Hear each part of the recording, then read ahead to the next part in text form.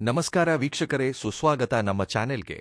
ಕುಂಭರಾಶಿಗೆ ಸೇರಿದ ಮಹಿಳೆಯರಿಗೆ ಗೆಲ್ಲರಿಗೂ ಹೃದಯಪೂರ್ವಕ ನಮಸ್ಕಾರ.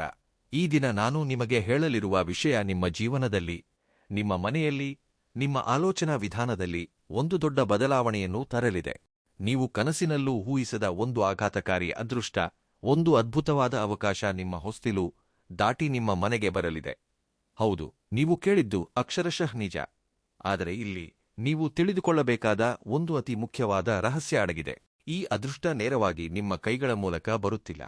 ನಿಮ್ಮ ಮಕ್ಕಳ ಅಥವಾ ನಿಮ್ಮ ಪತಿಯ ಕಾಲುಗಳ ಮೂಲಕ ನಿಮ್ಮ ಮನೆಗೆ ಕೋಟಿ ಧನ ಪ್ರವಾಹ ಬರಲಿದೆ. ಇದನ್ನು ಕೇಳಲು ನಿಮಗೆ ಆಶ್ಚರ್ಯ ಎನಿಸಬಹುದು.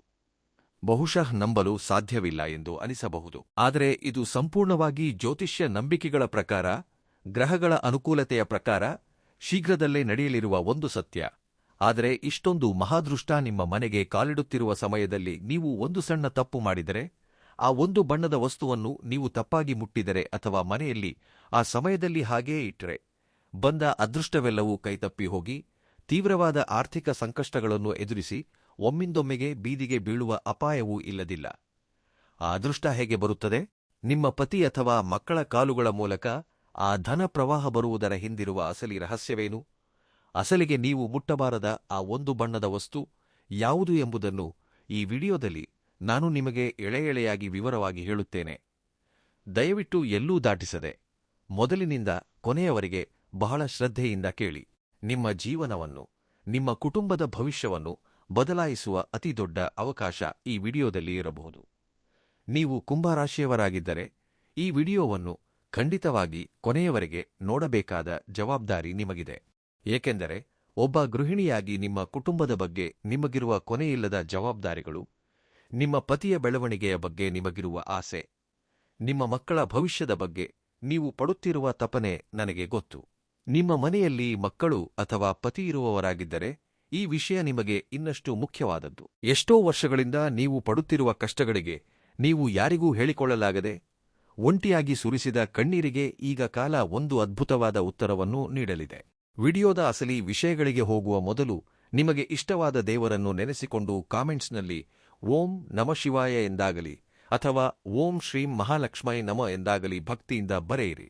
ನಿಮ್ಮ ಮನೆಯಲ್ಲಿ ಯಾವಾಗಲೂ ಸಕಾರಾತ್ಮಕ ಶಕ್ತಿ ಇರಲಿ ಎಂದು, ನೀವು ಅಂದುಕೊಂಡ ಕೆಲಸಗಳೆಲ್ಲವೂ ನಿರ್ವಿಘ್ನವಾಗಿ ನೆರವೇರಲಿ ಎಂದು ನಾನು ಮನಪೂರ್ವಕವಾಗಿ ಪ್ರಾರ್ಥಿಸುತ್ತೇನೆ. ಈ ಸಣ್ಣ ಕೆಲಸ ಮಾಡುವುದರಿಂದ ನೀವು ದೈವಕ್ಕೆ ಒಂದು ಹೆಜ್ಜೆ ಹತ್ತಿರವಾಗುತ್ತೀರಿ. ಒಮ್ಮೆ ನಿಮ್ಮ ಗತಜೀವನವನ್ನು ನೆನಪಿಸಿಕೊಳ್ಳಿ. ಕುಂಭ ರಾಶಿಯ ಸ್ತ್ರೀಯರಾಗಿ ನೀವು ಚಿಕ್ಕಂದಿನಿಂದಲೇ ಎಷ್ಟೋ ಜವಾಬ್ದಾರಿಗಳನ್ನು ಹೊತ್ತಿದ್ದೀರಿ. ಮದುವೆಗೆ ಮುಂಚೆ ಹುಟ್ಟಿದ ಮನೆಗಾಗಿ, ಮದುವೆಯ ನಂತರ ಮೆಟ್ಟಿದ ಮನೆಗಾಗಿ, ಕುಟುಂಬಕ್ಕಾಗಿ ನಿಮ್ಮ ಸ್ವಂತ ಆಸೆಗಳನ್ನು ಕೊಂದುಕೊಂಡಿದ್ದೀರಿ. ನಿಮಗಂತ ಒಂದು ವಿಶೇಷವಾದ ಜೀವನವಿದೆ ಎಂಬುದನ್ನು ಮರೆತು ಪತಿ, ಮಕ್ಕಳು, ಅತ್ತೆ ಮಾವಂದಿರು ಎನ್ನುತ್ತಾ ಎಲ್ಲರಿಗಾಗಿಯೇ ಬದುಕಿದ್ದೀರಿ. ಪತಿಯ ಗಳಿಕೆ ಸಾಕಾಗದಿದ್ದರೂ, ಮನೆಯಲ್ಲಿ ಎಷ್ಟೇ ಆರ್ಥಿಕ ಸಂಕಷ್ಟಗಳಿದ್ದರೂ ಹೊರಗೆ ನಗುತ್ತಲೇ ಒಳಗೆ ಎಷ್ಟೋ ಕೊರಗಿದ್ದೀರಿ. ಬಂಧುಗಳ ಮುಂದೆ, ನೆರೆಹೊರೆಯವರ ಮುಂದೆ ನಿಮ್ಮ ಗೌರವ ಕಡಿಮೆಯಾಗಬಾರದು ಎಂದು ಉಪವಾಸವಿದ್ದರೂ ಯಾರ ಬಳಿಯಲ್ಲೂ ಹೇಳಿಕೊಳ್ಳಲಾಗದೆ ನಿಮ್ಮಲ್ಲೇ ನೀವು ಸಂಕಟಪಟ್ಟ ದಿನಗಳು ಎಷ್ಟೋ ಇವೆ ಅಲ್ಲವೇ? ಮಕ್ಕಳ ಶಿಕ್ಷಣಕ್ಕಾಗಿ, ಅವರ ಭವಿಷ್ಯಕ್ಕಾಗಿ ನೀವು ಪಡೆದ ಪಾಡಿಲ್ಲ. ಹಬ್ಬ ಬಂದರೆ ಎಲ್ಲರೂ ಹೊಸ ಬಟ್ಟೆಗಳನ್ನು ಕೊಳ್ಳುತ್ತಿದ್ದರೆ ನೀವು ಮಾತ್ರ ಹಳೆಯ ಸೀರೆಯಲ್ಲಿಯೇ ಹಬ್ಬ ಕಳೆದು ಹಾಕಿದ ಸಂದರ್ಭಗಳು ಎಷ್ಟೋ ಇರುತ್ತವೆ. ಎಲ್ಲರ ಜೀವನವೂ ಚೆನ್ನಾಗುತ್ತಿದೆ. ಎಷ್ಟೋ ಕಷ್ಟಪಡುವ ನಮ್ಮ ಜೀವನ ಎಂದು ಬದಲಾಗುತ್ತದೆ ದೇವರೇ ಎಂದು ನೀವು ದೇವರ ಮುಂದೆ ನಿಂತು ಕಣ್ಣೀರು ಹಾಕಿದ ಸಂದರ್ಭಗಳು ನಿಮಗೆ ಖಂಡಿತ ನೆನಪಿರುತ್ತವೆ. ನೀವು ಮಾಡಿದ ಪ್ರತಿಯೊಂದು ತ್ಯಾಗದ ಹಿಂದೆ ನಿಮ್ಮ ಕುಟುಂಬ ಚೆನ್ನಾಗಿರಬೇಕು ಎಂಬ ಒಂದೇ ಒಂದು ಸ್ವಾರ್ಥ ಅಡಗಿತ್ತು. ಕುಂಭ ರಾಶಿಯವರಿಗೆ ಸಹಜವಾಗಿಯೇ ಶನಿ ಫಲದಾತನಾದ ಶನಿ ಭಗವಾನನ ಪ್ರಭಾವವಿರುತ್ತದೆ. ಜ್ಯೋತಿಷ್ಯ ಶಾಸ್ತ್ರದ ಪ್ರಕಾರ ಶನಿ ದೇವನು ನ್ಯಾಯಾಧಿಕಾರಿ. ಆತ ಯಾರಿಗೂ ಅನ್ಯಾಯ ಮಾಡುವುದಿಲ್ಲ, ಆದರೆ ಪ್ರತಿಯೊಬ್ಬರನ್ನೂ ಪರೀಕ್ಷಿಸುತ್ತಾನೆ. ಮುಖ್ಯವಾಗಿ ಕುಂಭ ರಾಶಿಯವರನ್ನು ಆತ ಅಡಿಯಡಿಯಲ್ಲೂ ಪರೀಕ್ಷಿಸುತ್ತಾನೆ. ನೀವು ಪಟ್ಟ ಕಷ್ಟಗಳು, ನೀವು ಮಾಡಿದ ತ್ಯಾಗಗಳು, ನೀವು ಎದುರಿಸಿದ ಅವಮಾನಗಳು ಎಲ್ಲವೂ ಶನಿದೇವನ ದೃಷ್ಟಿಯಲ್ಲಿವೆ. ಆತ ನಿಮಗೆ ಫಲವನ್ನು ನೀಡುವುದರಲ್ಲಿ ಸ್ವಲ್ಪ ತಡ ಮಾಡಿರಬಹುದು. ಈ ತಡವಾದ ಕಾರಣದಿಂದ ನಿಮಗೆ ಎಷ್ಟೋ ಬಾರಿ ದೇವರ ಮೇಲೆ ಕೋಪವೂ ಬಂದಿರಬಹುದು. ಆದರೆ ಆತ ನೀಡಲು ಪ್ರಾರಂಭಿಸಿದರೆ ಅದು ಯಾವ ಮಟ್ಟಕ್ಕೆ ಹೋಗುತ್ತದೆ ಎಂದರೆ ನೀವು ನಿಮ್ಮ ಕನಸಿನಲ್ಲೂ ಊಹಿಸಲು ಸಾಧ್ಯವಿಲ್ಲ. ಕಲ್ಲನ್ನು ಕೆತ್ತಿದರೆ ತಾನೇ ಶಿಲೆಯಾಗುವುದು, ಹಾಗೆಯೇ ಇಷ್ಟು ದಿನ ಆತ ನಿಮ್ಮನ್ನು ಕಷ್ಟಗಳೆಂಬ ಉಳಿಗಳಿಂದ ಕೆತ್ತಿ ಒಂದು ಅದ್ಭುತವಾದ ಶಿಲೆಯಾಗಿ ಬದಲಾಯಿಸಿದ್ದಾನೆ. ಈಗ ಆ ಸಮಯ ಬಂದಿದೆ. ಗ್ರಹಗಳ ಸ್ಥಾನಗಳು ಜ್ಯೋತಿಷ್ಯ ನಂಬಿಕೆಗಳ ಪರವಾಗಿ ನೋಡಿದರೆ ಕುಂಭರಾಶಿಯ ಮಹಿಳೆಯರಿಗೆ ಒಂದು ಅದ್ಭುತವಾದ ಯೋಗ ಬರಲಿದೆ. ನಿಮ್ಮ ಜೀವನದ ಕತ್ತಲೆಗಳು ದೂರವಾಗಿ ಒಂದು ಹೊಸ ಬೆಳಕು ಪ್ರವೇಶಿಸಲಿದೆ. ಆ ಬೆಳಕು ನಿಮ್ಮ ಕುಟುಂಬ ಪೂರ್ತಿ ಹರಡಿ ಎಲ್ಲರ ಜೀವನವನ್ನು ಬದಲಾಯಿಸಲಿದೆ. ಆದರೆ ಇಲ್ಲೇ ಅಸಲಿ ವಿಷಯ ಪ್ರಾರಂಭವಾಗುತ್ತದೆ.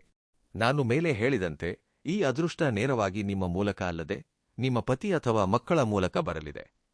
ಅದೇನು, ನಾನು ಮನೆಯಲ್ಲೇ ಇದ್ದೇನಲ್ಲ, ನನ್ನ ಪತಿ ಎಂದಿನಿಂದಲೂ ಅದೇ ಕೆಲಸ ಮಾಡುತ್ತಿದ್ದಾರಲ್ಲ, ನನ್ನ ಮಕ್ಕಳು ಇನ್ನೂ ಓದುತ್ತಿದ್ದಾರಲ್ಲ, ಅವರ ಮೂಲಕ ಕೋಟಿ ಧನ ಹೇಗೆ ಬರುತ್ತದೆ ಎಂದು ನೀವು ತೀವ್ರವಾಗಿ ಯೋಚಿಸುತ್ತಿರಬಹುದು.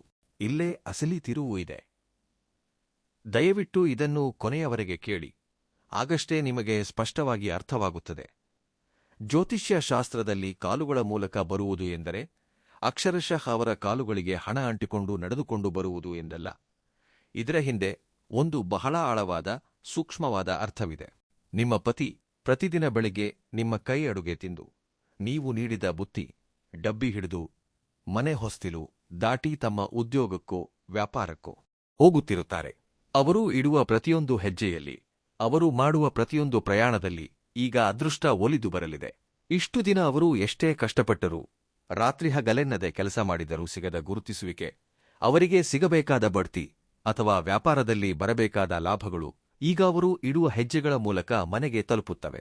ಅಂದರೆ ಅವರು ಹೋಗುವ ಸ್ಥಳದಲ್ಲಿ, ಅವರು ಭೇಟಿಯಾಗುವ ವ್ಯಕ್ತಿಗಳ ಮೂಲಕ ಒಂದು ದೊಡ್ಡ ಅವಕಾಶ ಅಪ್ರಯತ್ನವಾಗಿ ಬರಬಹುದು. ಆ ಅವಕಾಶ ನಿಮ್ಮ ಕುಟುಂಬದ ಆರ್ಥಿಕ ಸ್ಥಿತಿಯನ್ನು ಸಂಪೂರ್ಣವಾಗಿ ಬದಲಾಯಿಸುತ್ತದೆ. ಒಮ್ಮೆ ನಿಮ್ಮ ಪತಿ ಪಡುತ್ತಿರುವ ಕಷ್ಟವನ್ನು ನೆನಪಿಸಿಕೊಳ್ಳಿ. ಅವರು ಬೆಳಿಗ್ಗೆ ಎದ್ದಾಗಿನಿಂದ ರಾತ್ರಿ ಮಲಗುವವರೆಗೆ ಕುಟುಂಬಕ್ಕಾಗಿಯೇ ಶ್ರಮಿಸುತ್ತಿದ್ದಾರೆ. ಎಷ್ಟೋ ಬಾರಿ ಅವರು ಕಾರ್ಯಾಲಯದಲ್ಲಿ ಅವಮಾನಗಳನ್ನು ಎದುರಿಸಿರಬಹುದು, ವ್ಯಾಪಾರದಲ್ಲಿ ನಷ್ಟಗಳು ಬಂದಿರಬಹುದು. ಮನೆಗೆ ಬಂದ ಮೇಲೆ ಆ ಸಂಕಟವನ್ನು ನಿಮ್ಮೊಂದಿಗೆ ಹಂಚಿಕೊಳ್ಳಲಾಗದೆ ಅವರು ಪಡುವ ಮೌನ ವೇದನೆಯನ್ನು ನೀವು ಗಮನಿಸಿಯೇ ಇರುತ್ತೀರಿ. ಆದರೆ ಈಗ ಜ್ಯೋತಿಷ್ಯದ ಪ್ರಕಾರ ಅವರು ಇಡುವ ಹೆಜ್ಜೆಗಳು ಸರಿಯಾದ ದಿಕ್ಕಿನಲ್ಲಿ ಬೀಳಲಿವೆ. ಬಹುಶಃ ಅವರಿಗೆ ಒಂದು ದೊಡ್ಡ ಕಂಪನಿಯಿಂದ ಊಹಿಸದ ಆಫರ್ ಬರಬಹುದು, ಅಥವಾ ಎಂದಿನಿಂದಲೋ ನಿಂತು ಹೋಗಿದ್ದ ಒಂದು ದೊಡ್ಡ ಒಪ್ಪಂದ ಅವರಿಗೆ ಸಿಗಬಹುದು. ಇಷ್ಟು ದಿನ ಅವರಿಗೆ ಅಡ್ಡ ಬಂದವರೇ ಈಗ ಅವರ ಹಿಂದೆ ನಿಲ್ಲುವ ಪರಿಸ್ಥಿತಿ ಬರುತ್ತದೆ. ಅವರು ಮಾಡುವ ಪ್ರಯಾಣಗಳೆಲ್ಲವೂ ಲಾಭದಾಯಕವಾಗಿ ಬದಲಾಗುತ್ತವೆ. ಅವರು ತೆಗೆದುಕೊಳ್ಳುವ ನಿರ್ಧಾರಗಳು ನಿಮ್ಮ ಮನೆಗೆ ಮಹಾಲಕ್ಷ್ಮಿಯನ್ನು ಆಹ್ವಾನಿಸುತ್ತವೆ. ಈ ಬದಲಾವಣೆಗಳೆಲ್ಲವೂ ಅಕಸ್ಮಾತ್ತಾಗಿ ನಡೆಯುತ್ತವೆ. ನಿನ್ನೆಯವರೆಗಿದ್ದ ಪರಿಸ್ಥಿತಿ ಬೇರೆ, ನಾಳೆಯಿಂದ ಇರಲಿರುವ ಪರಿಸ್ಥಿತಿ ಬೇರೆ ಎನ್ನುವಂತೆ ಬದಲಾವಣೆ ಬರುತ್ತದೆ. ಇದೆಲ್ಲವೂ ನಿಮ್ಮ ಪತಿಯ ಕಾಲುಗಳ ಮೂಲಕ ನಿಮ್ಮ ಮನೆಗೆ ಬರುವ ಆರ್ಥಿಕ ಪ್ರವಾಹಕ್ಕೆ ನಾಂದಿ. ಹಾಗೆಯೇ ನಿಮ್ಮ ಮಕ್ಕಳ ವಿಷಯಕ್ಕೆ ಬಂದರೆ, ಅವರು ಶಿಕ್ಷಣಕ್ಕಾಗಿ ಅಥವಾ ಉದ್ಯೋಗದ ಪ್ರಯತ್ನಗಳಿಗಾಗಿ ಹೊರಗೆ ಹೋಗುವ ಸಮಯದಲ್ಲಿ ಅವರ ಹೆಜ್ಜೆಗಳಿಗೆ ಒಂದು ವಿಶೇಷವಾದ ಶಕ್ತಿ ತೋಡಾಗುತ್ತದೆ. ಒಬ್ಬ ತಾಯಿಯಾಗಿ ನಿಮ್ಮ ಮಕ್ಕಳ ಭವಿಷ್ಯದ ಬಗ್ಗೆ ನೀವು ಎಷ್ಟೋ ಹೆದರುತ್ತಿರುತ್ತೀರಿ. ಪಕ್ಕದ ಮನೆಯ ಮಕ್ಕಳು ನೆಲೆಸುತ್ತಿದ್ದರೆ ನಿಮ್ಮ ಮಕ್ಕಳ ಪರಿಸ್ಥಿತಿ ಏನೋ ಅರ್ಥವಾಗದೆ ನೀವು ಎಷ್ಟೋ ರಾತ್ರಿಗಳು ನಿದ್ದೆಯಿಲ್ಲದೆ ಕಳೆದಿದ್ದೀರಿ.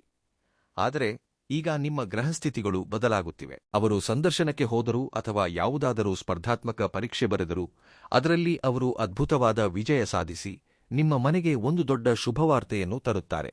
ಆ ಶುಭವಾರ್ತೆ ನಿಮ್ಮ ಕುಟುಂಬಕ್ಕೆ ಒಂದು ದೊಡ್ಡ ಆರ್ಥಿಕ ಅಭಯವನ್ನು ನೀಡುತ್ತದೆ.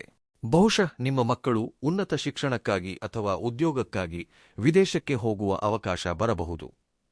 ಅಥವಾ ಒಂದು ದೊಡ್ಡ ಕಂಪನಿಯಲ್ಲಿ ನೀವು ಕನಸಿನಲ್ಲೂ ಊಹಿಸಿರದ ಪ್ಯಾಕೇಜ್ನೊಂದಿಗೆ ಅವರಿಗೆ ಉದ್ಯೋಗ ಸಿಗಬಹುದು. ಇವೆಲ್ಲವೂ ಅವರು ಇಡುವ ಹೆಜ್ಜೆಗಳ ಮೂಲಕ, ಅವರು ಮಾಡುವ ಪ್ರಯಾಣಗಳ ಮೂಲಕ ನಿಮ್ಮ ಮನೆಗೆ ಬರುವ ಅದೃಷ್ಟಗಳು. ಅವರು ಸಾಧಿಸುವ ವಿಜಯಗಳು ಕೇವಲ ಅವರದ್ದಷ್ಟೇ ಅಲ್ಲ, ನಿಮ್ಮ ಮನೆಯ ಆರ್ಥಿಕ ರೇಖೆಯನ್ನೇ ಬದಲಾಯಿಸುವ ಸಾಧನಗಳು. ಅದಕ್ಕೆ ಇದನ್ನು ಕಾಲುಗಳ ಮೂಲಕ ಬರುವ ಧನ ಪ್ರವಾಹ ಎಂದು ಕರೆಯುತ್ತಾರೆ. ಈ ಧನ ಪ್ರವಾಹ ಎಂಬುದು 10 ರೂಪಾಯಿಯೋ 100 ರೂಪಾಯಿಯೋ ಬರುವ ಸಣ್ಣ ಮೊತ್ತವಲ್ಲ. ಕೋಟಿ ಧನ ಎಂದರೆ ಆಕಾಶ ಸೀಳಿಕೊಂಡು ನಿಮ್ಮ ಮನೆಯಲ್ಲಿ ಕರೆನ್ಸಿ ಕಟ್ಟುಗಳು ಬೀಳುತ್ತವೆ ಎಂದಲ್ಲ.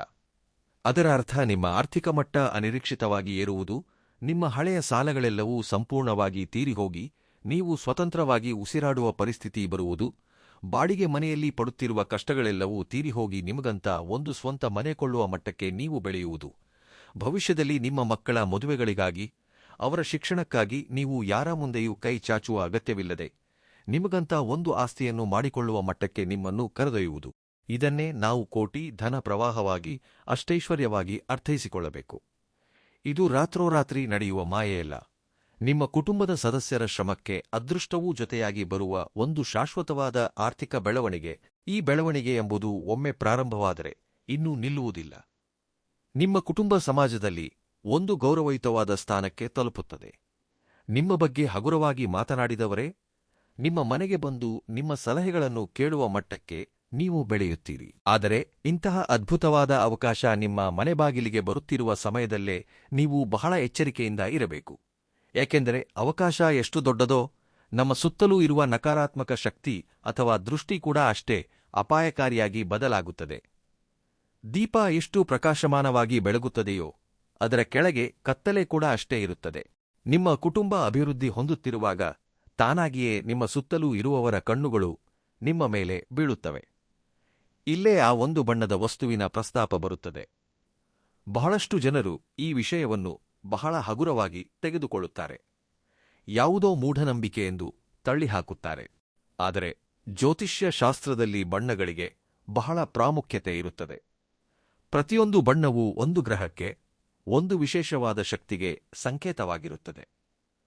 ನಮ್ಮ ಮನೆಯಲ್ಲಿರುವ ಪ್ರತಿಯೊಂದು ವಸ್ತು, ಪ್ರತಿಯೊಂದು ಬಣ್ಣವೂ ಒಂದು ರೀತಿಯ ತರಂಗಗಳನ್ನು ಹೊರಸೂಸುತ್ತದೆ. ನಿಮ್ಮ ಪತಿ ಅಥವಾ ಮಕ್ಕಳ ಮೂಲಕ ಇಷ್ಟೊಂದು ಅದೃಷ್ಟ ಬರುತ್ತಿರುವಾಗ ನೀವು ಮನೆಯಲ್ಲಿ ಬಳಸುವ ಒಂದು ನಿರ್ದಿಷ್ಟವಾದ ಬಣ್ಣದ ವಸ್ತು ನಿಮ್ಮ ಆಕರ್ಷಣಾ ಶಕ್ತಿಯನ್ನು, ಆ ಅದೃಷ್ಟವನ್ನು ಸಂಪೂರ್ಣವಾಗಿ ತಡೆಯುತ್ತದೆ.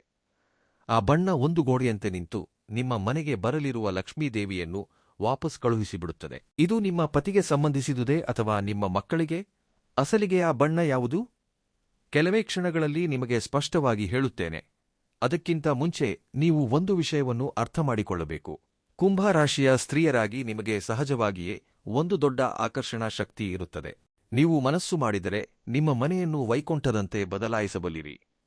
ನಿಮ್ಮ ಕೈಗಳಿಂದ ಬೆಳಗಿಸುವ ದೀಪ, ನೀವು ಮಾಡುವ ಸಣ್ಣ ಪ್ರಾರ್ಥನೆ ನಿಮ್ಮ ಕುಟುಂಬಕ್ಕೆ ಶ್ರೀರಾಮ ರಕ್ಷೆಯಾಗಿ ನಿಲ್ಲುತ್ತವೆ. ಬೆಳಿಗ್ಗೆ ಎದ್ದು ನೀವು ಹೊಸ್ತಿಲಿಗೆ ಅರಿಶಿನ ಹಚ್ಚಿ ಕುಂಕುಮ ಬೊಟ್ಟು ಇಡುತ್ತಿರುವಾಗ ನಿಮ್ಮಲ್ಲಿ ಒಂದು ತಿಳಿಯದ ದೈವತ್ವವಿರುತ್ತದೆ. ನಿಮ್ಮ ಮನೆ ಎಷ್ಟೇ ಚಿಕ್ಕದಾಗಿದ್ದರೂ ಸರಿ, ನೀವು ಅದನ್ನು ಸ್ವಚ್ಛವಾಗಿ ಇಟ್ಟುಕೊಳ್ಳುವ ವಿಧಾನ ಲಕ್ಷ್ಮೀದೇವಿಯನ್ನು ಆಕರ್ಷಿಸುತ್ತದೆ. ಆದರೆ ನಾವು ಕೆಲವು ಬಾರಿ ತಿಳಿಯದೆ ಮಾಡುವ ಸಣ್ಣ ಸಣ್ಣ ಸಣ್ಣ ತಪ್ಪುಗಳಿಂದ ದೊಡ್ಡ ತೆರೆ ತೆರಬೇಕಾಗುತ್ತದೆ. ಒಂದು ಒಳ್ಳೆಯ ಅವಕಾಶ ನಿಮ್ಮ ಪತಿಯ ಹತ್ತಿರ ಬಂದು ಇನ್ನು ನಾಳೆ ಒಪ್ಪಂದದ ಮೇಲೆ ಸಹಿ ಮಾಡುತ್ತಾರೆ ಎನ್ನುವಾಗ ಕೈಗೆ ಬಂದ ಆ ಅವಕಾಶ ಕೊನೆಯ ನಿಮಿಷದಲ್ಲಿ ಕೈತಪ್ಪಿ ಹೋದ ಘಟನೆಗಳು ನಿಮ್ಮ ಜೀವನದಲ್ಲಿ ಈಗಾಗಲೇ ನಡೆದಿರಬಹುದು. ಅಥವಾ ನಿಮ್ಮ ಮಗನಿಗೆ ಉದ್ಯೋಗ ಖಚಿತವಾಯಿತು ಎಂದು ತಿಳಿದು ಸಂತೋಷಪಡುವಷ್ಟರಲ್ಲೇ ಆ ಕಂಪನಿಯವರು ಬೇರೆಯವರನ್ನು ತೆಗೆದುಕೊಂಡರು ಎಂಬ ಸುದ್ದಿ ಕೇಳಿ ನೀವು ಕುಸಿದು ಬಿದ್ದಿರಬಹುದು. ಅದಕ್ಕೆ ಕಾರಣ ನಿಮ್ಮ ಮನೆಯಲ್ಲಿರುವ ಆ ನಕಾರಾತ್ಮಕ ಶಕ್ತಿಯೇ? ನೀವು ಎಷ್ಟೇ ಕಷ್ಟಪಟ್ಟರೂ ಆ ನಕಾರಾತ್ಮಕ ಶಕ್ತಿ ಎಂಬುದು ನಿಮ್ಮ ಕಷ್ಟಕ್ಕೆ ತಕ್ಕ ಪ್ರತಿಫಲ ಸಿಗದಂತೆ ಮಾಡುತ್ತದೆ. ಇಷ್ಟಕ್ಕೂ ಆ ಬಣ್ಣದ ಬಗ್ಗೆ ತಿಳಿದುಕೊಳ್ಳಬೇಕೆಂದು ನಿಮಗೆ ಬಹಳ ಆತುರವಾಗಿದೆ ಅಲ್ಲವೇ? ಆ ಬಣ್ಣದ ಬಗ್ಗೆ ಕೊನೆಯಲ್ಲಿ ಒಂದು ಮುಖ್ಯವಾದ ವಿಷಯ ಹೇಳುತ್ತೇನೆ.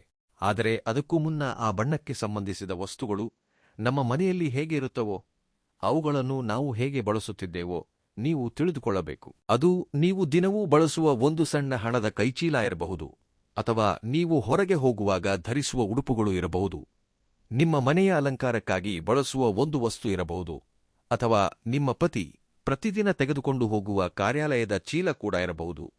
ನಾವು ಅದನ್ನು ಬಹಳ ಸಾಧಾರಣವಾಗಿ ಬಳಸಿಬಿಡುತ್ತೇವೆ. ಹಳೆಯದಾಗಿದ್ದರೂ ಅದರ ಮೇಲಿರುವ ವ್ಯಾಮೋಹದಿಂದಲೋ ಅಥವಾ ಇನ್ನಷ್ಟು ದಿನ ಬಳಸಬಹುದಲ್ಲ ಎಂಬ ಲೋಭದಿಂದಲೋ ಅದನ್ನು ಬಿಟ್ಟುಕೊಡುವುದಿಲ್ಲ. ಆದರೆ ಈ ವಿಶೇಷವಾದ ಜ್ಯೋತಿಷ್ಯ ಕಾಲದಲ್ಲಿ ಕುಂಭರಾಶಿಯವರಿಗೆ ಅದೃಷ್ಟ ಬರುತ್ತಿರುವ ಈ ಸೂಕ್ಷ್ಮ ಸಮಯದಲ್ಲಿ ಆ ಬಣ್ಣವನ್ನು ಮುಟ್ಟುವುದು ಅಥವಾ ಬಳಸುವುದು ಮಾಡಿದರೆ ನಿಮ್ಮ ಮನೆಗೆ ಬರುವ ಸಕಾರಾತ್ಮಕ ಶಕ್ತಿ ಕೊಂಚ ನಕಾರಾತ್ಮಕ ಶಕ್ತಿಯಾಗಿ ಬದಲಾಗಿ ಹೋಗುತ್ತದೆ. ಅದು ಒಂದು ಸಣ್ಣ ವಸ್ತುವೇ ಇರಬಹುದು, ಆದರೆ ಅದು ಮಾಡುವ ನಷ್ಟ ಕೋಟಿಗಳಷ್ಟಿರುತ್ತದೆ.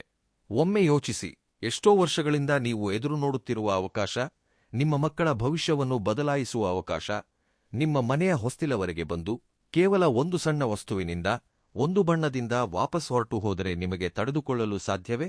ಆ ನೋವನ್ನು ನೀವು ಸಹಿಸಬಲ್ಲಿರಾ? ಖಂಡಿತ ತಡೆದುಕೊಳ್ಳಲು ಸಾಧ್ಯವಿಲ್ಲ. ಜೀವನಪೂರ್ತಿ ಆ ಘಟನೆಯನ್ನು ನೆನೆಸಿಕೊಂಡು ಸಂಕಟಪಡುತ್ತಲೇ ಇರುತ್ತೀರಿ. ಅದಕ್ಕಾಗಿಯೇ ಈ ವಿಷಯದಲ್ಲಿ ನೀವು ಬಹಳ ಎಚ್ಚರಿಕೆಯಿಂದ ಇರಬೇಕು. ಕುಂಭರಾಶಿಯ ಸ್ತ್ರೀಯರು ತಮ್ಮ ಮನೆಯನ್ನು ಎಷ್ಟು ಸ್ವಚ್ಛವಾಗಿ ಇಟ್ಟುಕೊಳ್ಳುತ್ತಾರೋ ತಮ್ಮ ಮನಸ್ಸನ್ನು ಅಷ್ಟೇ ಪವಿತ್ರವಾಗಿ ಇಟ್ಟುಕೊಳ್ಳುತ್ತಾರೆ. ನೀವು ನಿಮ್ಮ ಕುಟುಂಬಕ್ಕಾಗಿ ಮಾಡುವ ದಾನಧರ್ಮಗಳು, ನೀವು ಬಡವರಿಗೆ ಮಾಡುವ ಸಣ್ಣ ಸಣ್ಣ ಸಹಾಯಗಳು ನಿಮಗೆ ಪುಣ್ಯಫಲವನ್ನು ನೀಡುತ್ತವೆ. ನಿಮ್ಮ ಮನೆಗೆ ಅದೃಷ್ಟ ತರುವುದರಲ್ಲಿ ನಿಮ್ಮ ಪತಿ, ನಿಮ್ಮ ಮಕ್ಕಳು ಹೊರಗೆ ಎಷ್ಟೇ ಕಷ್ಟಪಟ್ಟರೂ ಅವರ ಬೆನ್ನ ಹಿಂದೆ ನಿಂತು ನಿಮ್ಮ ಮನೆಯಲ್ಲಿ ನೀವು ನಿರ್ಮಿಸುವ ಪ್ರಶಾಂತವಾದ ವಾತಾವರಣ ಅದಕ್ಕಿಂತಲೂ ಹೆಚ್ಚು ಪಾತ್ರ ವಹಿಸುತ್ತದೆ.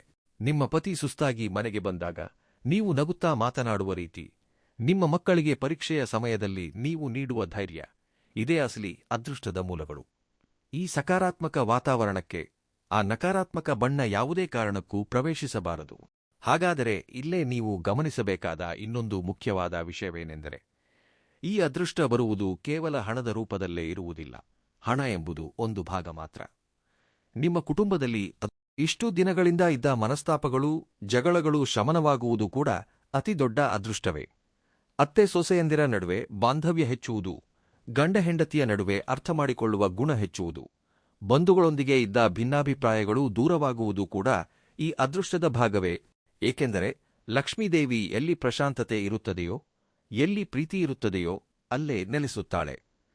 ಜಗಳವಾಡುವ ಮನೆಯಲ್ಲಿ, ಒಬ್ಬರ ಮೇಲೊಬ್ಬರು ಕಿರುಚಾಡುವ ಮನೆಯಲ್ಲಿ ಲಕ್ಷ್ಮೀದೇವಿ ಕ್ಷಣಕಾಲವೂ ನಿಲ್ಲುವುದಿಲ್ಲ. ಕುಂಭರಾಶಿಯವರು ಸಹಜವಾಗಿಯೇ ನ್ಯಾಯವಾಗಿ ಬದುಕಬೇಕೆಂದು ಬಯಸುತ್ತಾರೆ. ಅನ್ಯಾಯ ನಡೆದರೆ ಸಹಿಸುವುದಿಲ್ಲ. ಇರುವುದನ್ನು ಇದ್ದಂತೆ ಮಾತನಾಡಿಬಿಡುತ್ತಾರೆ. ಇದರಿಂದ ಬಹಳಷ್ಟು ಜನರಿಗೆ ನೀವು ಶತ್ರುಗಳೂ ಆಗುತ್ತೀರಿ. ಆದರೆ ಈ ಲಕ್ಷಣವೇ ನಿಮ್ಮನ್ನು ಇಷ್ಟು ದಿನ ಕಾಪಾಡಿಕೊಂಡು ಬಂದಿದೆ. ನಿಮ್ಮ ಪ್ರಾಮಾಣಿಕತೆಯೇ ನಿಮಗೆ ಶ್ರೀರಾಮ ರಕ್ಷೆ. ಈಗ ಇದೇ ಲಕ್ಷಣ ನಿಮಗೆ 2ರಷ್ಟು ಅದೃಷ್ಟವನ್ನು ತರಲಿದೆ. ಆದರೆ ನಿಮ್ಮ ಮನೆಯಲ್ಲಿ ಈಗಾಗಲೇ ಈ ಅದೃಷ್ಟಕ್ಕೆ ಸಂಬಂಧಿಸಿದ ಕೆಲವು ಸೂಚನೆಗಳು ಕಾಣಿಸಿಕೊಂಡಿರಬಹುದು. ನಿಮ್ಮ ಪತಿ ಯಾವುದೋ ಒಂದು ಹೊಸ ಕೆಲಸದ ಬಗ್ಗೆ ನಿಮ್ಮೊಂದಿಗೆ ಉತ್ಸಾಹದಿಂದ ಚರ್ಚಿಸುವುದು, ಅಥವಾ ನಿಮ್ಮ ಮಕ್ಕಳು ಒಂದು ಹೊಸ ಕೋರ್ಸ್ ಬಗ್ಗೆಯೋ ಒಂದು ಹೊಸ ಉದ್ಯೋಗದ ಅವಕಾಶದ ಬಗ್ಗೆಯೋ ಹೇಳುವುದನ್ನು ನೀವು ಗಮನಿಸಿಯೇ ಇರುತ್ತೀರಿ. ಇವೆಲ್ಲವೂ ಬರಲಿರುವ ಕೋಟಿ ಧನ ಪ್ರವಾಹದ ಮೊದಲ ಸೂಚನೆಗಳು. ಇಂತಹ ಶುಭ ಸಮಯದಲ್ಲಿ ಇಲ್ಲೊಂದು ಸಣ್ಣ ತಪ್ಪು ಮಾತ್ರ ಮಾಡಬೇಡಿ. ನಿಮ್ಮ ಮನೆಗೆ ಬರುತ್ತಿರುವ ಅವಕಾಶಗಳನ್ನು ನೋಡಿ ಹಿರಿ ಹಿಗ್ಗಿಕೊಂಡು ಅವುಗಳ ಬಗ್ಗೆ ಹೊರಗಿನ ಜನರಿಗೆ, ನೆರೆಹೊರೆಯವರಿಗೆ ಹೆಚ್ಚಾಗಿ ಹೇಳಬೇಡಿ. ನಮಗೆ ಒಳ್ಳೆಯದಾಗಲಿದೆ ಎಂದು ತಿಳಿಯುತ್ತಿದ್ದಂತೆಯೇ ಮೊದಲಿಗೆ ನಾವು ಮಾಡುವ ತಪ್ಪೇ ಇದು. ಪಕ್ಕದ ಮನೆಯವರಿಗೆ, ಬಂಧುಗಳಿಗೆ ಕರೆ ಮಾಡಿ ಮತ್ತೆ ಹೇಳಿಬಿಡುತ್ತೇವೆ. ಆದರೆ ದೃಷ್ಟಿ ಎಂಬುದು ಬಹಳ ಶಕ್ತಿಶಾಲಿ. ನಿಮ್ಮ ಸಂತೋಷವನ್ನು ನೋಡಿ ಹೊಟ್ಟೆಕಿಚ್ಚು ಪಡುವವರು ನಿಮ್ಮ ಸುತ್ತಲೇ ಇರುತ್ತಾರೆ. ನಿಮ್ಮ ಮುಂದೆಯೇ ನಗುತ್ತಾ ಮಾತನಾಡಿದರೂ ಒಳಗೆ ಮಾತ್ರ ಇವರಿಗೆ ಇಷ್ಟೊಂದು ಅದೃಷ್ಟ ಏಕೆ ಬರುತ್ತದೆ ಎಂದು ಉರಿಯುತ್ತಾರೆ. ಅವರ ಕಣ್ಣುಗಳಿಂದ ಬರುವ ಆ ನಕಾರಾತ್ಮಕ ಶಕ್ತಿ ನಿಮ್ಮ ಮನೆಯ ಮೇಲೆ ಬೀಳುತ್ತದೆ. ಅದಕ್ಕಾಗಿಯೇ ಯಾವುದೇ ಒಂದು ಕೆಲಸ ಸಂಪೂರ್ಣವಾಗಿ ಮುಗಿಯುವವರೆಗೆ, ಆ ಅದೃಷ್ಟ ನಿಮ್ಮ ಕೈಗೆ ಸಿಗುವವರೆಗೆ ಅದರ ಬಗ್ಗೆ ಯಾರೊಂದಿಗೂ ಪ್ರಸ್ತಾಪಿಸಬೇಡಿ. ನಿಮ್ಮ ಸಂತೋಷವನ್ನು ನಿಮ್ಮ ಕುಟುಂಬದ ಸದಸ್ಯರ ನಡುವೆ ಮಾತ್ರ ಹಂಚಿಕೊಳ್ಳಿ. ಮುಖ್ಯವಾಗಿ ನಿಮ್ಮ ಪತಿ ಯಾವುದಾದರೂ ಮುಖ್ಯವಾದ ಕೆಲಸದ ಮೇಲೆ ಹೊರಗೆ ಹೋಗುತ್ತಿರುವಾಗ ಎಲ್ಲಿಗೆ ಹೋಗುತ್ತಿದ್ದೀರಿ ಎಂದು ಎದುರಾಗಿ ಹೋಗಿ ಕೇಳಬೇಡಿ. ಅವರಿಗೆ ಶುಭಾಶಯ ತಿಳಿಸಿ, ದೇವರಿಗೆ ಕೈಮುಗಿದುಕೊಂಡು ಹೋಗಿ ಎಂದು ಹೇಳಿ ಕಳುಹಿಸಿ. ಇನ್ನು ಅಸಲಿ ವಿಷಯಕ್ಕೆ ಬರೋಣ. ಈ ವಿಡಿಯೋ ಪ್ರಾರಂಭವಾದಾಗಿನಿಂದ ನಿಮ್ಮನ್ನು ಕಾಡುತ್ತಿರುವ ಪ್ರಶ್ನೆ, ಇಷ್ಟೊಂದು ಒಳ್ಳೆಯ ಅದೃಷ್ಟ ಬರುತ್ತಿರುವಾಗ ಒಂದು ಸಣ್ಣ ಎಚ್ಚರಿಕೆ ಏಕೆ? ಆ ಬಣ್ಣ ಯಾವುದು ಎಂದು ನಿಮಗೆ ಅನಿಸಬಹುದು. ಜ್ಯೋತಿಷ್ಯ ನಂಬಿಕೆಗಳ ಪ್ರಕಾರ ಕೆಲವು ಗ್ರಹಗಳಿಗೆ ಕೆಲವು ಬಣ್ಣಗಳು ಶತ್ರುತ್ವವನ್ನು ಹೊಂದಿರುತ್ತವೆ. ಮುಖ್ಯವಾಗಿ ಅದೃಷ್ಟವನ್ನು ತರುವ ಗುರು ಗ್ರಹ, ಶುಕ್ರ ಗ್ರಹಗಳಿಗೆ ಕೆಲವು ಬಣ್ಣಗಳು ಎಳ್ಳಷ್ಟು ಹೊಂದುವುದಿಲ್ಲ. ಕುಂಭರಾಶಿಗೆ ಈ ಸಮಯದಲ್ಲಿ ಅದೃಷ್ಟವನ್ನು ತರುವ ಗ್ರಹಗಳಿಗೆ ವಿರುದ್ಧವಾಗಿ ಕೆಲಸ ಮಾಡುವ ಒಂದು ಬಣ್ಣವಿದೆ. ಆ ಬಣ್ಣ ಮತ್ಯಾವುದೂ ಅಲ್ಲ, ಕಡುತುಕ್ಕು ಹಿಡಿದ ಬಣ್ಣ ಅಥವಾ ಸಂಪೂರ್ಣವಾಗಿ ಬಣ್ಣಗೆಟ್ಟ ಕಪ್ಪು ಬಣ್ಣ. ಹೌದು, ನೀವು ಕೇಳುತ್ತಿರುವುದು ನಿಜ. ಇಲ್ಲಿ ನೀವು ಒಂದು ವಿಷಯವನ್ನು ಸ್ಪಷ್ಟವಾಗಿ ವಿವರವಾಗಿ ಅರ್ಥಮಾಡಿಕೊಳ್ಳಬೇಕು. ಕಪ್ಪು ಬಣ್ಣವೆಲ್ಲವೂ ಕೆಟ್ಟದ್ದು ಎಂದು ನಾನು ಹೇಳುತ್ತಿಲ್ಲ. ಕಪ್ಪು ಬಣ್ಣ ಶನಿದೇವನಿಗೆ ಇಷ್ಟವಾದ ಬಣ್ಣ.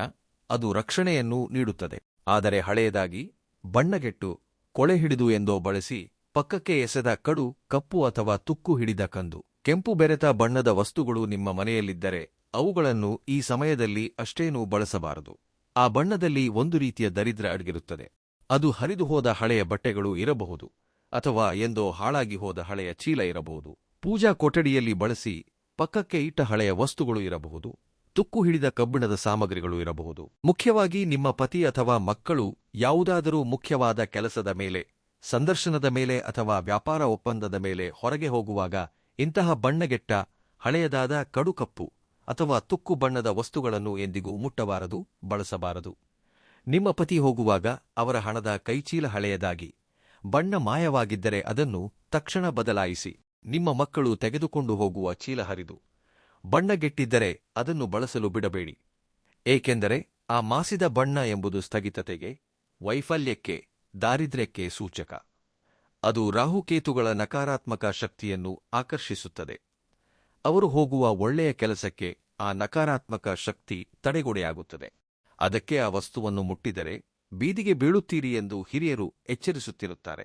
ಬೀದಿಗೆ ಬೀಳುವುದು ಎಂದರೆ ಅಕ್ಷರಶಃ ಬೀದಿಗೆ ಬರುವುದು ಎಂದಲ್ಲ. ನಿಮ್ಮ ಕೈಗೆ ಸಿಗಬೇಕಾದ ಲಕ್ಷಾಂತರ ರೂಪಾಯಿಯ ಅವಕಾಶ ಹೊರಟು ಹೋಗಿ ನೀವು ಮತ್ತೆ ಮೊದಲಿಗೆ ಬರುವುದು, ಸಾಲದ ಸುಳಿಗೆ ಸಿಲುಕುವುದು ಎಂದು ಅರ್ಥ. ಈ ವಿಷಯ ಕೇಳಿದ ತಕ್ಷಣ ನೀವು ಭಯಪಡುವ ಅಗತ್ಯವಿಲ್ಲ. ಆ ಬಣ್ಣವನ್ನು ಸಂಪೂರ್ಣವಾಗಿ ಜೀವನದಿಂದಲೇ ತೆಗೆದುಹಾಕುವ ಅಗತ್ಯವಿಲ್ಲ. ನೀವು ದಿನವೂ ಬಳಸುವ ಹೊಸ ಕಪ್ಪು ವಸ್ತುಗಳನ್ನು ಎಸೆಯಬೇಡಿ. ಇದು ಜ್ಯೋತಿಷ್ಯ ನಂಬಿಕೆಗಳ ಪ್ರಕಾರ ಕೆಲವು ವಿಶೇಷ ಸಂದರ್ಭಗಳಲ್ಲಿ, ಮುಖ್ಯವಾಗಿ ಅದೃಷ್ಟ ನಮ್ಮ ಬಾಗಿಲು ತಟ್ಟುತ್ತಿರುವ ಸಮಯದಲ್ಲಿ ಎಚ್ಚರಿಕೆಯಿಂದ ಇರಲು ಸೂಚನೆಯಾಗಿ ಮಾತ್ರ ಇದನ್ನು ನೋಡಬೇಕು. ಹಳೆಯದಾದ ವಸ್ತುಗಳು ದಾರಿದ್ರ್ಯಕ್ಕೆ, ನಕಾರಾತ್ಮಕ ಶಕ್ತಿಗೆ ಸಂಕೇತ ಎಂಬುದನ್ನು ನೆನಪಿಡಿ. ಅಂತಹವುಗಳನ್ನು ಮನೆಯಲ್ಲಿ ಇಟ್ಟುಕೊಳ್ಳುವುದು, ಅವುಗಳನ್ನು ಪದೇ ಪದೇ ಬಳಸುವುದರಿಂದ ನಮ್ಮ ಜಾತಕದಲ್ಲಿರುವ ಸಕಾರಾತ್ಮಕ ತರಂಗಗಳು ಕಡಿಮೆಯಾಗುತ್ತವೆ. ಮನೆಯು ಒಂದು ದೇವಾಲಯದ ಹಾಗೆ. ದೇವಾಲಯದಲ್ಲಿ ಹಳೆಯದಾದ ಒಡೆದುಹೋದ ವಸ್ತುಗಳನ್ನು ಇಡುವುದಿಲ್ಲವಲ್ಲವೇ? ಹಾಗೆಯೇ ನಿಮ್ಮ ಮನೆಯಲ್ಲೂ ಅಂತಹವುಗಳನ್ನು ಇಡಬೇಡಿ. ನಿಮ್ಮ ಮನೆಯಲ್ಲಿ ಎಲ್ಲಾದರೂ ಇಂತಹ ಮಾಸಿದ, ಬಣ್ಣಗೆಟ್ಟ, ತುಕ್ಕು ಹಿಡಿದ ವಸ್ತುಗಳಿದ್ದರೆ ಅವುಗಳನ್ನು ತಕ್ಷಣ ಮನೆಯಿಂದ ಹೊರಗೆ ಕಳುಹಿಸಿ. ದಾನ ಮಾಡಿದರೆ, ಮುಟ್ಟಿದರೆ ಬೀದಿಗೆ ಬೀಳುತ್ತೀರಿ ಎಂದರೆ ಅರ್ಥ ಅದು ತರುವ ನಕಾರಾತ್ಮಕ ಶಕ್ತಿಯಿಂದ ಬರುವ ಒಳ್ಳೆಯ ಅವಕಾಶಗಳು ಕೈತಪ್ಪಿ ಹೋಗಿ ಆರ್ಥಿಕವಾಗಿ ನಷ್ಟ ಅನುಭವಿಸುತ್ತೀರಿ ಎಂದು ಮಾತ್ರ. ಆದ್ದರಿಂದ ಈ ಸಣ್ಣ ಬದಲಾವಣೆಯನ್ನು ನಿಮ್ಮ ಮನೆಯಲ್ಲಿ ಮಾಡಿ ನೋಡಿ. ನಿಮ್ಮ ಪತಿ, ನಿಮ್ಮ ಮಕ್ಕಳ ಹೆಜ್ಜೆಗಳಲ್ಲಿ ಎಷ್ಟೊಂದು ಅದೃಷ್ಟ ಅಡಗಿದೆ ಎಂಬುದನ್ನು ನೀವೇ ಸ್ವತಃ ನೋಡುತ್ತೀರಿ. ಅವರು ಮನೆಗೆ ಹಿಂತಿರುಗುವಾಗ ಗೆಲುವಿನೊಂದಿಗೆ ಬರುತ್ತಾರೆ. ಇದರೊಂದಿಗೆ ಕುಂಭ ರಾಶಿಯ ಸ್ತ್ರೀಯರು ಆಧ್ಯಾತ್ಮಿಕವಾಗಿ ಮಾಡಬಹುದಾದ ಒಂದು ಸರಳವಾದ ಪರಿಹಾರದ ಬಗ್ಗೆಯೂ ಹೇಳುತ್ತೇನೆ. ಇದಕ್ಕಾಗಿ ನೀವು ಭಯಪಟ್ಟುಕೊಂಡು ದೊಡ್ಡ ದೊಡ್ಡ ಪೂಜೆಗಳನ್ನು ಮಾಡುವ ಅಗತ್ಯವಿಲ್ಲ. ಸಾವಿರಾರು ಖರ್ಚು ಮಾಡಿ ಹೋಮಗಳನ್ನು ಮಾಡುವ ಅಗತ್ಯ ಅದಕ್ಕಿಂತಲೂ ಇಲ್ಲ. ಭಕ್ತಿ ಎಂಬುದು ಮನಸ್ಸಿನಲ್ಲಿ ಇರಬೇಕೇ ಹೊರತು ಆಡಂಬರದಲ್ಲಲ್ಲ. ಪ್ರತಿದಿನ ಬೆಳಿಗ್ಗೆ ಸೂರ್ಯೋದಯಕ್ಕಿಂತ ಮುಂಚೆಯೇ ಎದ್ದೇಳಿ, ಮನೆ ಕಸಗುಡಿಸಿ, ನಿಮ್ಮ ಮನೆಯ ಹೊಸ್ತಿಲನ್ನು ಸ್ವಚ್ಛಗೊಳಿಸಿ, ದೀಪ ಹಚ್ಚಿ, ಹೊಸ್ತಿಲ ಹತ್ತಿರ ಅರಿಶಿನ ಹಚ್ಚಿ, ಕುಂಕುಮ ಬೊಟ್ಟು ಇಡಿ. ನೀವು ದೀಪ ಹಚ್ಚುವಾಗ ನಿಮ್ಮ ಮನಸ್ಸಿನಲ್ಲಿ ಯಾವುದೇ ಸ್ವಾರ್ಥ, ಇನ್ನೊಬ್ಬರ ಬಗ್ಗೆ ದ್ವೇಷವಿಲ್ಲದೆ ನಿಮ್ಮ ಕುಟುಂಬದ ಸದಸ್ಯರೆಲ್ಲರೂ ಚೆನ್ನಾಗಿರಲಿ, ನಿಮ್ಮ ಪತಿ ಹೋಗುವ ಕೆಲಸ ಯಶಸ್ವಿಯಾಗಲಿ, ನಿಮ್ಮ ಮಕ್ಕಳ ಓದು ಚೆನ್ನಾಗಿರಲಿ ಎಂದು ಮನಪೂರ್ವಕವಾಗಿ ಪ್ರಾರ್ಥಿಸಿ. ಹಾಗೆಯೇ ಪ್ರತಿ ಶುಕ್ರವಾರ ಸಂಜೆ ಲಕ್ಷ್ಮೀದೇವಿಗೆ ಇಷ್ಟವಾದ ಯಾವುದಾದರೂ ಒಂದು ಸಣ್ಣ ನೈವೇದ್ಯವನ್ನು, ಕನಿಷ್ಠ ಒಂದು ಸಣ್ಣ ಬೆಲ್ಲದ ತುಂಡನ್ನಾದರೂ ಭಕ್ತಿಯಿಂದ ಸಮರ್ಪಿಸಿ. ಮನೆಯನ್ನು ಕಲ್ಲುಪ್ಪಿನಿಂದ ಒರೆಸಿ. ಇದರಿಂದ ನಕಾರಾತ್ಮಕ ಶಕ್ತಿ ಸಂಪೂರ್ಣವಾಗಿ ಹೋಗುತ್ತದೆ. ಇವೆಲ್ಲವೂ ಬಹಳ ಸಣ್ಣ ಕೆಲಸಗಳೇ ಇರಬಹುದು. ಇದಕ್ಕೆ ನಿಮಗೆ ಹೆಚ್ಚಿನ ಖರ್ಚು ಕೂಡ ಆಗದಿರಬಹುದು. ಆದರೆ ಇವು ನಿಮ್ಮ ಮನೆಯಲ್ಲಿ ಒಂದು ಅದ್ಭುತವಾದ ಸಕಾರಾತ್ಮಕ ವಾತಾವರಣವನ್ನು ಸೃಷ್ಟಿಸುತ್ತವೆ. ನಿಮ್ಮ ಕುಟುಂಬದ ಸದಸ್ಯರ ಮೇಲೆ ಪ್ರೀತಿ ತೋರಿಸುವುದು, ಮನೆಯಲ್ಲಿರುವ ಹಿರಿಯರನ್ನು, ಅತ್ತೆ ಮಾವಂದಿರನ್ನು ಗೌರವಿಸುವುದು ಬಹಳ ಮುಖ್ಯ. ಅವರ ಆಶೀರ್ವಾದ ನಿಮ್ಮ ಕುಟುಂಬವನ್ನು 100 ಕಾಲ ತಣ್ಣಗೆ ಕಾಯುತ್ತದೆ. ಸಾಧ್ಯವಾದರೆ ತಿಂಗಳಿಗೊಮ್ಮೆ ನಿಮ್ಮ ಶಕ್ತಿಗೆ ತಕ್ಕಂತೆ ಯಾವುದಾದರೂ ಗುಡಿಯಲ್ಲಿ ಜನರಿಗೆ ಅನ್ನದಾನ ಅಥವಾ ನಿಮ್ಮ ಮನೆಗೆ ಬಂದ ಯಾಚಕರಿಗೆ ಆಹಾರ ನೀಡುವುದು ಮುಂತಾದವುಗಳನ್ನು ಮಾಡಿ. ಈ ಸಣ್ಣ ಸಣ್ಣ ಪುಣ್ಯಕಾರ್ಯಗಳೇ ನಿಮ್ಮ ಮನೆಯ ಅದೃಷ್ಟವನ್ನು 10ರಷ್ಟು ಹೆಚ್ಚಿಸುತ್ತವೆ. ಕೊನೆಯದಾಗಿ ಒಂದು ವಿಷಯವನ್ನು ಯಾವಾಗಲೂ ನೆನಪಿಡಿ, ನಿಮ್ಮ ಮನೆಯ ಅದೃಷ್ಟ ಒಬ್ಬ ವ್ಯಕ್ತಿಯ ಮೂಲಕ ಮಾತ್ರ ಬರುವುದಿಲ್ಲ. ಕುಟುಂಬವೆಲ್ಲವೂ ಒಟ್ಟಾಗಿ ಬೆಳೆಯುವುದರಿಂದ ಬರುತ್ತದೆ. ನಿಮ್ಮ ಪತಿ, ನಿಮ್ಮ ಮಕ್ಕಳು ಇಡುವ ಪ್ರತಿಯೊಂದು ಹೆಜ್ಜೆಯಲ್ಲೂ ನಿಮ್ಮ ಹಾರೈಕೆಗಳಿರುತ್ತವೆ. ಅವರ ಯಶಸ್ಸಿನ ಹಿಂದೆ ನಿಮ್ಮ ಅದೃಶ್ಯ ಪಾತ್ರವಿರುತ್ತದೆ. ಇಷ್ಟು ದಿನ ನೀವು ಕಾಣದ ದೇವರಂತೆ ಅವರಿಗಾಗಿ ಕಷ್ಟಪಟ್ಟಿದ್ದೀರಿ. ನಿಮ್ಮ ತ್ಯಾಗಗಳಿಗೆ ಈಗ ಸರಿಯಾದ ಗುರುತಿಸುವಿಕೆ ಸಿಗಲಿದೆ. ಈ ಜ್ಯೋತಿಷ್ಯ ಸಮಯ ಕುಂಭ ರಾಶಿಯ ಸ್ತ್ರೀಯರಿಗೆ ಒಂದು ಅದ್ಭುತವಾದ ವರದ ಹಾಗೆ. ಇಷ್ಟು ದಿನ ನೀವು ಪಟ್ಟ ಕಷ್ಟಗಳಿಗೆ ಮುಕ್ತಾಯ ಹಾಡಿ ಒಂದು ಸಂತೋಷದ, ಸುಸಂಪನ್ನವಾದ ಜೀವನವನ್ನು ಪ್ರಾರಂಭಿಸಲು ಇದು ಸರಿಯಾದ ಸಮಯ. ಒಬ್ಬ ತಾಯಿಯಾಗಿ, ಒಬ್ಬ ಹೆಂಡತಿಯಾಗಿ ನೀವು ಪಟ್ಟ ವೇದನೆಗೆ ಪ್ರತಿಫಲ ಸಿಗುವ ಸಮಯ ಇದು. ಅವಕಾಶಗಳು ಬಂದಾಗ ಅವುಗಳನ್ನು ಜಾಣತನದಿಂದ ಬಳಸಿಕೊಳ್ಳಬೇಕು. ನಿಮ್ಮ ಮಕ್ಕಳು ಒಳ್ಳೆಯ ಸ್ಥಿತಿಗೆ ತಲುಪಿದಾಗ, ನಿಮ್ಮ ಪತಿ ದೊಡ್ಡ ಸ್ಥಾನಕ್ಕೆ ಹೋದಾಗ ಹೆಮ್ಮೆ ಪಡಿ. ಆದರೆ ಅಹಂಕಾರಕ್ಕೆ ಒಳಗಾಗಬೇಡಿ. ಬಂದ ಹಣವನ್ನು ದುರ್ಬಳಕೆ ಮಾಡದೆ ಉಳಿತಾಯ ಮಾಡುತ್ತಾ ಭವಿಷ್ಯಕ್ಕೆ ಅಡಿಪಾಯ ಹಾಕಿಕೊಳ್ಳಬೇಕು. ದುರಾಶೆಗೆ ಹೋಗದೆ ಇರುವುದರಲ್ಲೇ ಸಂತೃಪ್ತಿ ಪಡುತ್ತಾ ಜೀವನದಲ್ಲಿ ಉನ್ನತ ಶಿಖರಗಳನ್ನು ತಲುಪಬೇಕು. ಹಣ ಬರುತ್ತಿದೆಯಲ್ಲ ಎಂದು ಅಗತ್ಯವಿಲ್ಲದ ಖರ್ಚುಗಳನ್ನು ಮಾಡಬೇಡಿ. ಅದೃಷ್ಟವನ್ನು ಕಾಪಾಡಿಕೊಳ್ಳುವ ಜವಾಬ್ದಾರಿ ಕೂಡ ನಿಮ್ಮ ಕೈಯಲ್ಲೇ ಇದೆ. ನಿಮ್ಮಲ್ಲಿ ಅಡಗಿರುವ ಆ ಅದ್ಭುತವಾದ ಶಕ್ತಿಯನ್ನು ಗುರುತಿಸಿ ನಿಮ್ಮ ಕುಟುಂಬವನ್ನು ಸರಿಯಾದ ಮಾರ್ಗದಲ್ಲಿ ನಡೆಸಿ. ನೀವೇ ನಿಮ್ಮ ಮನೆಗೆ ಮಹಾಲಕ್ಷ್ಮಿ, ನೀವೇ ನಿಮ್ಮ ಮನೆಗೆ ಸರಸ್ವತಿ. ನಿಮ್ಮ ಹೆಜ್ಜೆಗಳಲ್ಲೇ ನಿಮ್ಮ ಮನೆಯ ಭವಿಷ್ಯವಿದೆ. ಆ ಭಗವಂತನ ಆಶೀರ್ವಾದ, ನವಗ್ರಹಗಳ ಅನುಗ್ರಹ ನಿಮಗೆ ಎಲ್ಲಾ ಸಮಯದಲ್ಲೂ ಜೊತೆಯಾಗಿರಲಿ. ನಿಮ್ಮ ಕುಟುಂಬ ಸಿರಿ ಸಂಪತ್ತಿನಿಂದ ಆಯುರಾರೋಗ್ಯದಿಂದ ವರ್ಧಿಲಿ ಎಂದು ಮನಪೂರ್ವಕವಾಗಿ ಹಾರೈಸುತ್ತೇನೆ. ನೀವು ಕುಂಭರಾಶಿಯವರಾಗಿದ್ದರೆ ನಿಮ್ಮ ನಂಬಿಕೆಯನ್ನು ವ್ಯಕ್ತಪಡಿಸುತ್ತಾ ತಪ್ಪದೆ ಕಮೆಂಟ್ನಲ್ಲಿ ಓಂ ಶ್ರೀಂ ಮಹಾಲಕ್ಷ್ಮೈ ನಮ ಎಂದು ಬರೆಯಿರಿ. ನಿಮ್ಮ ಮನೆಯಲ್ಲಿ ಶುಭ, ಐಶ್ವರ್ಯ, ಸಂತೋಷ ತುಂಬಿರಲಿ ಎಂದು ಕೋರುತ್ತೇನೆ. ಈ ವಿಡಿಯೋ ನಿಮ್ಮ ಜೀವನದಲ್ಲಿ ಒಂದು ಒಳ್ಳೆಯ ಬದಲಾವಣೆಯನ್ನು ತರುತ್ತದೆ ಎಂದು ಆಶಿಸುತ್ತಾ ವಿದಾಯ ಪಡೆಯುತ್ತಿದ್ದೇನೆ. ದೇವರ ಕೃಪೆ ನಿಮ್ಮ ಮೇಲೆ ಎಂದೆಂದೂ ಇರಲಿ.